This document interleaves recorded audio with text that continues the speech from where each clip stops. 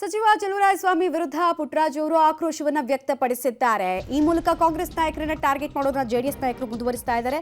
ದೇವೇಗೌಡರು ಕೊಟ್ಟ ರಾಜಕೀಯ ಭಿಕ್ಷೆಯಿಂದ ಚಲುವರಾಯಸ್ವಾಮಿ ಲೀಡರ್ ಆದ. ತಮ್ಮ ತಟ್ಟೆಯಲ್ಲಿ ಬಿದ್ದಿರುವ ನೊಣ, ಇಲಿ, ಹೆಗಣ ಎತ್ತಾಕಿ ಊಟ ಮಾಡೋದು ಕಲೀಲಿ ಫಸ್ಟು. ನಾಯಕರು 10 ಬಾರಿ ನನ್ನ ಅಭ್ಯರ್ಥಿ ಮಾಡೋದಕ್ಕೆ ಪ್ರಯತ್ನ ಪಟ್ಟರು.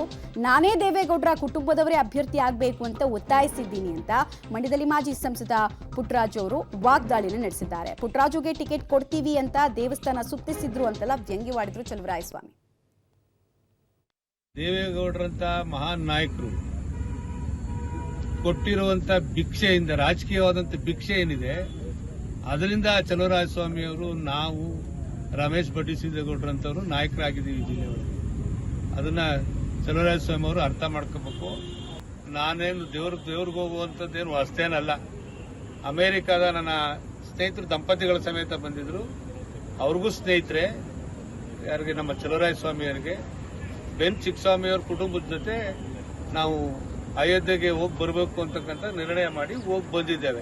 10 ಬಾರಿ ನನ್ನನ್ನ ನಿಖಿಲ್ ಕುಮಾರಸ್ವಾಮಿ ಅವರು, ದೇವೇಗೌಡರು, ಕುಮಾರಣ್ಣವರು ಕನ್ವಿನ್ಸ್ ಮಾಡಕ್ ನೋಡಿದ್ರು. ಯಾವುದೇ ಕಾರಣಕ್ಕೂ ನೀವೇ ಅಭ್ಯರ್ಥಿಗಳಾಗಬೇಕು ಅಂತಕ್ಕಂಥ ಒತ್ತಾಯವನ್ನ ನಾನು ಮಾಡ್ಕೊಂಡ್ ಬಂದಿದ್ದೀನಿ.